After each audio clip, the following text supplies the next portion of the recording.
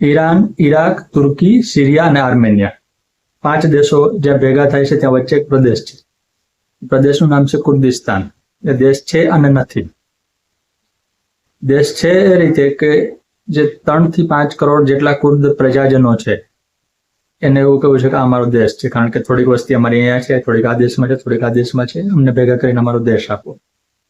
મૂળભૂત રીતે ઓટોમન સામ્રાજ્ય જે બીજા વિશ્વયુદ્ધ પછી ભાંગી પડ્યું, જ્યાં હવે તુર્કી છે, એનો એક ભાગ છે.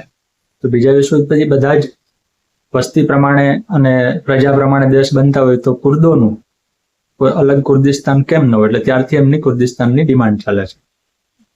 ઈરાન, અમેરિકા, ઇઝરાયલ યુદ્ધમાં કુર્દિસ્તાનની એન્ટ્રી થઈ છે. કઈ રીતે?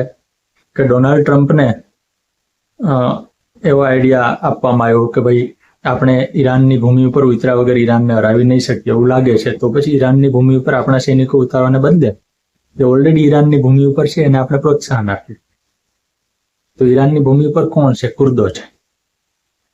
કુર્દિશ પ્રજા છે એની વર્ષોથી એવી ડિમાન્ડ છે કે અમે અલગ છીએ ઈરાનથી, અમારો ધર્મ અલગ છે, અમારી ભાષા અલગ છે, અમારા રીત રિવાજ અલગ છે, તો અમને અમારો અલગ દેશ આપવામાં આવે. એ દેશ જે વિસ્તાર માંગે છે 3,92,000 ચોરસ કિલોમીટરનો છે, પણ અત્યારે 5 દેશમાં વહેંચાયેલો છે: સિરિયા, ઈરાક, ઈરાન, આર્મેનિયા. એટલે 5માંથી થોડો થોડો ટુકડો ભેગો કરીને હવે અમુક દેશોએ એને અર્ધ દેશની માન્યતા આપી છે. ઈરાને એમ કીધું છે કે તમારો પ્રદેશ બરાબર છે, પણ તમારે સ્વતંત્ર નિર્ણય લેવાની છૂટ નહીં. ઈરાકે એમ કીધું છે કે તમે બરાબર છે, તમે અલગ રહ્યો, કંઈ વાંધો નહીં, તમારો અર્ધ દેશ હોય ને એવી તમારી છૂટછાટ છે. એટલે કુર્દિસ્તાન છે માત્ર રાજ્ય નથી, અને આ 5માં ફેલાયેલું છે. એને દેશ બનવું છે તો કઈ રીતે બની શકાય? કુર્દ પ્રજા ત્યાં 2,500 વર્ષથી રહે છે. એમના રીત રિવાજો, સંસ્કૃતિ બધું અલગ છે, એમની ભાષા પણ અલગ છે. 1991માં ગલ્ફનું યુદ્ધ થયું ઈરાન ઈરાક વચ્ચે, જેમાં અમેરિકાનો મહત્વનો રોલ હતો. ત્યારના અમેરિકી પ્રમુખ જ્યોર્જ બુશ સિનિયરે કુર્દ પ્રજાજનોને એવો વિશ્વાસ આપ્યો હતો કે આ યુદ્ધ પછી અમે તમને અલગ દેશની માન્યતા આપીશું, એટલે અમને મદદ કરો. એટલે કુર્દ લડવૈયાઓએ મદદ કરી. યુદ્ધ પછી સદામ હુસેનને પદભ્રષ્ટ કરવાનો હતો, પણ થઈ શક્યો નહીં. એટલે કુર્દિસ્તાનને અલગ માન્યતા આપવાની વાત પણ ઉડી ગઈ. એટલું જ નહીં, થોડાક સમયમાં અમેરિકાની ઈરાક સાથેની સંધિ થઈ ગઈ, એટલે કુર્દ પ્રજાને પડતી મૂકી દેવાય.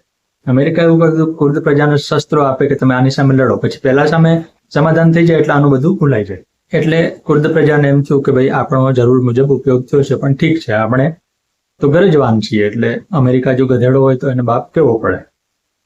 2003માં ઈરાક ઉપર અમેરિકાએ ફરીથી હુમલો કર્યો, અને ત્યારે પ્રમુખ હતા જ્યોર્જ બુશ જુનિયર, એટલે સિનિયર ના યુદ્ધખોર દીકરા જુનિયર. સિનિયર પણ યુદ્ધખોર, જુનિયર પણ યુદ્ધખોર હતા, આપણે જાણીએ છીએ. ત્યારે પણ કુર્દિશ પ્રજાને એવું વચન આપવામાં આવ્યું કે તમે સદામને પદભ્રષ્ટ કરીશું એટલે આપણે અલગ દેશ તમારો બનાવી દઈશું, એટલે તમે અમને મદદ કરો. એટલે કુર્દિશ પ્રજાજનોએ ફરીથી અમેરિકાને મદદ કરી. અમેરિકા વતી લડ્યા, ઈરાકમાં તાંડવ મચાવ્યું, કારણ કે ઈરાક અને કુર્દો નહીં બનતું નથી, ઈરાન અને કુર્દ નહીં બનતું નથી, એટલે એમની આંતરિક લડાઈ તો ચાલતી જ રહેશે. પછી યુદ્ધ પૂરું થઈ ગયું, સદામ પદભ્રષ્ટ થઈ ગયો. પછી કુર્દિસ્તાનનું શું થયું? દેશની માન્યતા ન મળી, કારણ કે ઈરાકમાં જે સત્તા આવી અમેરિકી ઈચ્છા મુજબની હતી, એટલે એને અમેરિકાને ના પડી કે આને અલગ દેશ બનાવશો નહીં, અમે તમને સહકાર આપીશું. એટલે અમેરિકાએ ફરીથી કુર્દ પ્રજાને અને એમના આપેલા વચનોનો ભંગ કર્યો, એટલે કુર્દ પ્રજા બીજી વાર ભેગો થયો. પછી જ્યારે મધ્ય પૂર્વમાં કંઈ લશ્કરી ઓપરેશન કરવાનું થયા, ત્યારે અમેરિકાએ કુર્દ પ્રજાની મદદ લીધી, એવું કહીને કે અમે તમને અલગ દેશ બનાવી આપીશું. એક પણ વાર અલગ દેશ બનાવી આપ્યો નથી. અત્યારે ઈરાન યુદ્ધમાં સીઆઈએ એવો આઈડિયા કર્યો કે ભાઈ આપણે લડવા જઈએ અને બદલે કુર્દ પ્રજા ઉતરી અને લડે, તો સારો આઈડિયા છે. ટ્રમ્પને પણ મજા આવી ગઈ, અને ટ્રમ્પની હાલત જુઓ કે એને આવા કોઈ દેશને બદલે જેનું સંગઠન, જેનું કોઈ દેશ નથી, ખાલી આદિવાસી પ્રજાતિઓ છે, પહાડી પ્રજાતિ છે, એની મદદ લેવી પડે છે.